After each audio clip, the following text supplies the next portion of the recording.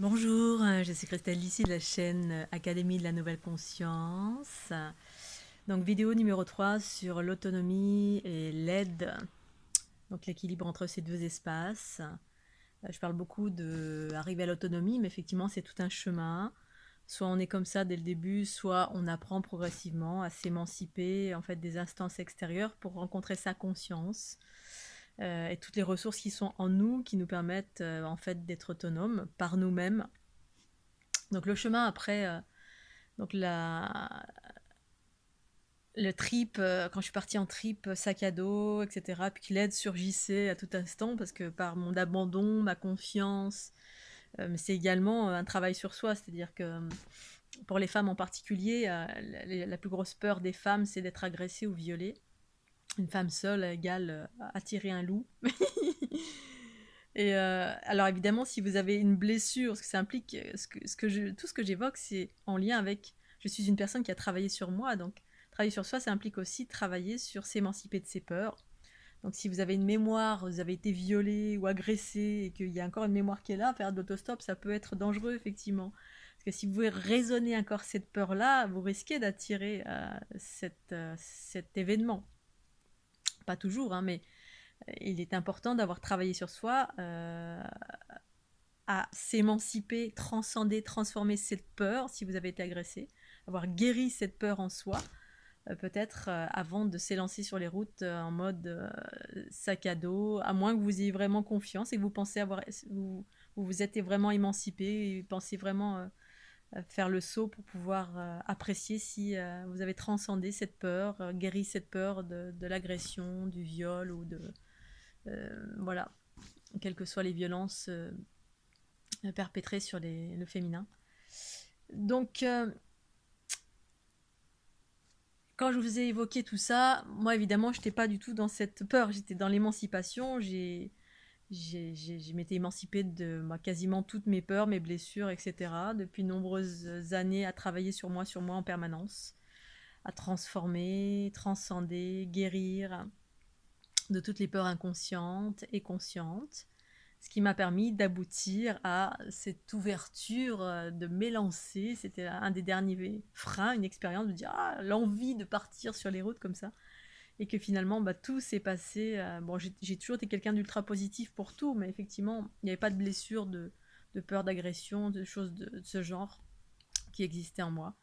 Pour autant, voilà, on est quand même, d'une façon générale, les femmes, on est plus ou moins engrammées de cela, que ce soit à nous ou pas, donc il est nécessaire de s'émanciper de ça d'abord. Donc, je voulais parler des aides dans le chemin de l'évolution. Voilà, il y a l'aide physique qui surgit. Moi, il y a toutes sortes d'aides qui a. Voilà, après cette expérience, j'ai vu que partout où j'allais, que j'étais seule ou pas seule, enfin, j'étais jamais seule en fait. Il y avait toujours quelque chose, quelqu'un qui surgissait ou mes ressources à moi qui surgissaient. Donc les ressources intérieures, après l'aide extérieure, c'est-à-dire l'aide physique des personnes qui surgissent pour vous demander si vous avez besoin quoi que ce soit, qui veulent vous donner à manger, vous prendre en stop, vous héberger, etc. Il y a l'aide dans l'invisible. Donc ça, c'est le stade d'après. Pour les personnes qui sont en quête d'éveil, effectivement, on passe par appeler ses guides. Alors là, on est encore dans... Là, c'est la phase des guides. Donc dans l'invisible, les guides, anges, archanges, personnes qui sont décédées qui nous protègent. Voilà, au-delà de l'aide physique, eh bien, il y a un stade comme ça. En tout cas, moi, je suis passée par ce stade, effectivement, d'avoir des guides. Qu'on m'en ait parlé parce que j'ai intégré des environnements spirituels, puis aussi parce que j'ai beaucoup lu depuis mes 15-16 ans des livres spirituels, mais j'ai commencé à pratiquer très tardivement, on va dire vers 30 ans, et à faire référence à mes guides. Et ça, c'est ce qui s'est passé moi pendant mon tour du monde. C'est-à-dire, quand il y a rien qui surgit, c'est-à-dire, j'avais des douleurs. Moi, je suis partie avec des douleurs physiques, un problème physique, et j'étais déjà quelqu'un qui pratiquait l'auto-guérison sur moi-même, donc je me faisais des soins depuis pas mal de temps. Je me suis émancipée, donc là, c'est dans le cadre de la guérison, émancipée de la plus ou moins, on va dire, de la médecine allopathique. Pour autant, je suis pas extrémiste. Hein, voilà. Quand j'avais vraiment des choses que j'arrivais pas à surmonter, j'allais voir le docteur, c'est tout. Je suis pas une extrême en fait, au contraire, je suis toujours dans l'équilibre des deux mondes, le monde du matriarcat et du patriarcat, avec leurs défauts et leurs qualités. Donc quand il y avait besoin de prendre des choses chimiques, et ben, je prenais, ça marchait pas, je prenais des choses naturelles. Je me suis soignée ma spasmophilie, plein de choses dans ma vie où je me suis émancipée en utilisant des traitements naturels. Homéopathie, plantes, la lithothérapie, amaroli, enfin j'ai fait toutes sortes de choses, je pratiquais toutes sortes de choses naturelles. Et quand il y avait vraiment des extrêmes où ça ne fonctionnait pas, bah, voilà, pendant mon tour du monde, j'avais des douleurs extrêmes, bah, je prenais des choses chimiques. Ça ne marchait pas, de toute façon, rien ne fonctionnait. Et donc je me faisais des soins en plus, voilà, alors, le naturel, le chimique, des soins, je pratiquais tout. Donc des soins énergétiques, et j'arrivais à des stades de douleur tellement extrêmes que bah, je voulais que ça s'arrête, et je faisais appel à mes guides. À l'époque, c'était la mer en moi, la source, la mer, mais j'avais aussi encore des guides, je crois. Oui, j'avais encore un guide qui était là. Je crois que c'était Raziel, je sais plus. Et donc, effectivement, c'est aussi une aide extérieure, en attendant de trouver, de déployer toutes ses ressources à soi, sa conscience à soi, où les guides s'émancipent. En tout cas, ça a été mon chemin. Ça ne veut pas dire que c'est le chemin de tout le monde, hein. Il y en a qui préservent des guides toute leur vie et demandent des aides extérieures toute leur vie. Et c'est juste parce que c'est comme ça pour vous, parce que vous avez des choses à faire par rapport à ça, peu importe. Mais ça, c'est aussi des aides extérieures. Voilà, quand ça m'arrive encore maintenant, quand dans mes rituels, pas mes rituels, mais mes affirmations du quotidien, si jamais je peux être amenée à trébucher ou avoir des moments d'extrême faiblesse, c'est fort fort fort. Et cet hiver par exemple, hein, cet hiver j'ai eu beaucoup d'attaques. À un moment donné, j'ai demandé de l'aide à ma famille de lumière, c'est-à-dire les êtres bleus et Matrix Génitrix. Étonnamment, l'aide s'est manifestée. Ouais, effectivement, ça s'est manifesté. Alors, ça faisait très très longtemps que je demandais plus d'aide, mais ça m'est arrivé cet hiver, voilà, que ces grosses montées de basse fréquence dans une optique de transformation planétaire. Et puis j'ai également de l'aide physique qui a surgi, c'est-à-dire il y a une personne, merci Fabiola, voilà, que j'ai rencontrée et qui finalement est arrivée à point nommé. Il y a eu une autre personne qui est arrivée aussi, qui s'appelle Aurélia. Donc ça, c'était une rencontre, c'était moi en fait. Voilà, il y a eu une connexion avec cette personne et ça m'a aidé dans certains aspects. Mais voilà, mais l'unité en moi, c'est je fais appel à mes propres ressources, c'est-à-dire il n'y a plus d'aide extérieure. Pour moi, on va vers c'est des béquilles en fait, les aides extérieures, en quelque sorte. Mais pour autant, c'est juste et parfait pour aller quand il y a vraiment besoin. Moi, je suis quelqu'un de farouchement autonome, mais bon, vraiment, quand il y a besoin, voilà. Tout dépend du besoin. Voilà. S'il y a besoin de porter un canapé, il y a quelqu'un, je demande. Si j'ai besoin d'une clé à molette, j'en ai pas, je vais la chercher. Et puis, dans tous les autres cas, quand autant que faire se peut, si je peux me débrouiller seule, eh bien, je fais. En fait, je fais toujours tout pour me débrouiller seule. Que ce soit psychologique, physique, pratique, technique.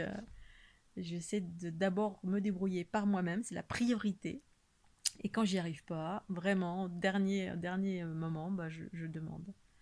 Je demande de l'aide. Donc l'aide extérieure physique, quelqu'un. Voilà. L'aide vibratoire, un guide, un ange, un archange, quelles que soient vos pratiques.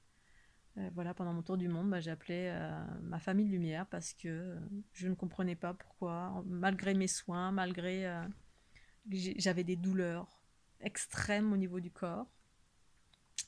Et je ne comprenais pas ce qui se passait, je ne savais pas encore, mais c'était une initiation. En fait, j'absorbais des égrégores de masse pour le féminin planétaire et j'avais des douleurs atroces au niveau du ventre, du vagin, du périnée, de l'utérus. Bref, et c'était vraiment insupportable. Et je me faisais des soins tous les jours, et je méditais tous les jours, et ma Kundalini s'est activée, et il y a une multitude de choses. Et je demandais de l'aide extérieure, effectivement. Pendant plusieurs années, j'ai eu des guides qui sont venus vers moi. Bon, je n'avais pas demandé. À un moment donné, j'avais demandé ça parce qu'effectivement, c'était dans l'air du temps. Et puis après, je m'en suis émancipée en voyant que c'était pas juste. Et puis après, c'est venu vers moi. ces guides, finalement, c'était des extraterrestres. Mais je l'ai su après, voilà, parce que ils se font passer pour, ils se mettent en lien avec nos croyances, en fait, pour qu'on puisse accepter. Si vous êtes dans la croyance d'un ange, eh bien, un guide extérieur, un extraterrestre qui fait partie de votre famille de lumière, va se faire passer pour un ange, parce que c'est ça qu'on est en mesure d'accueillir et d'accepter, et pas autre chose, qu'on n'a pas la conscience suffisamment vaste pour accepter autre chose. Voilà, c'est comme enfin, je pense que vous avez compris. et, et ensuite, eh bien, il y a puiser, une fois que les guides sont plus là, parce que je vais vers mon autonomie, l'unité en moi, c'est mon autonomie, c'est je suis la créatrice en manifestation, donc j'ai toutes les ressources. Et pour moi, c'est ça l'autonomie, l'unité, c'est lâcher la main des guides, mais c'est pas pour tout le monde, voilà. Et c'est ok. Si vous avez le passage des guides, c'est ok. Parce que voilà, il y a toutes sortes de guides. Il y a les guides de l'astral qui pompent de l'énergie, et puis il y a la famille de lumière qui vous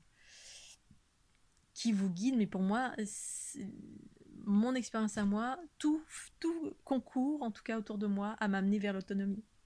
Donc c'est pas des aides systématiques, c'est vraiment en cas extrême.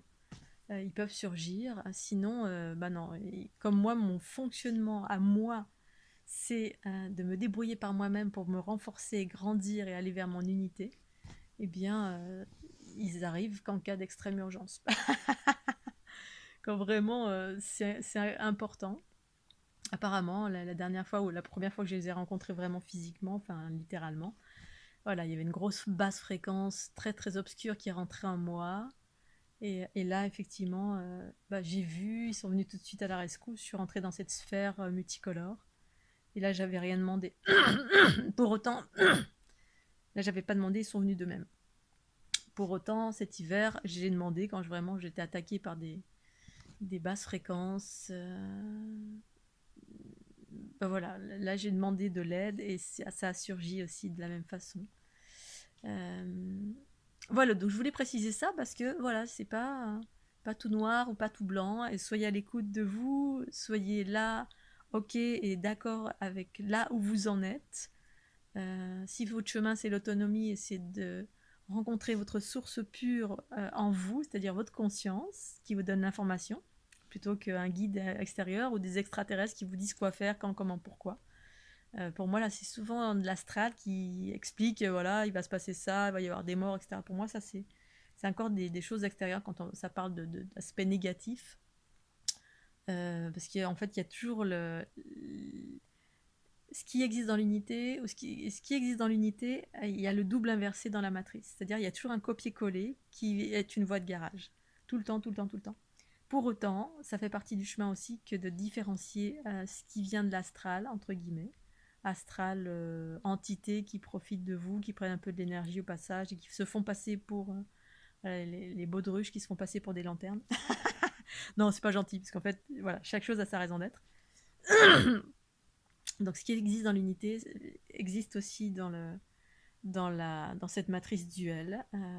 C'est un copier-coller inversé qui amène vers des voies de garage, plus ou moins, et qui vous sépare, qui vous empêche d'aller vers votre unité, c'est-à-dire à vous référer à votre propre discernement, donc votre propre conscience à vous, qui sait réfléchir par elle-même. Et en cela, voilà, vous destitue de votre souveraineté, en fait, en quelque sorte. Hein. On se réfère à une entité extérieure, une instance extérieure, tout le temps, systématiquement, plutôt que soi-même. Et être... Et en fait, c'est pour ça, en fait, que je fais... Depuis 10 ans, j'affirme au quotidien rencontrer et être la source originelle de mon être. Rencontrer la source originelle de mon être. Maintenant, je ne demande plus à rencontrer, puisque je sais que j'ai cette source originelle de mon être en moi, au cœur de chacune de mes cellules. Pour autant, j'ai quand même rencontré ma famille de lumière, entre guillemets, mais c'est même pas, il n'y a pas de séparation, c'est je suis cela. Donc les distinctions sont subtiles, mais voilà, vous saurez à un moment donné quand vous en serez là, ou pas, parce que tous les chemins sont justes, soyez confiants de cela et en accord avec cela, tous les chemins sont justes. Voilà, je vais m'arrêter là, Scooby-Doo. Je vous fais des gros gros bisous. Pensez au petit pouce bleu. Retrouvez tous mes livres, mes soins sur fleurdelunité.jimdo.com, également sur Amazon. Et puis je vous dis à très très bientôt. Be safe. Bye.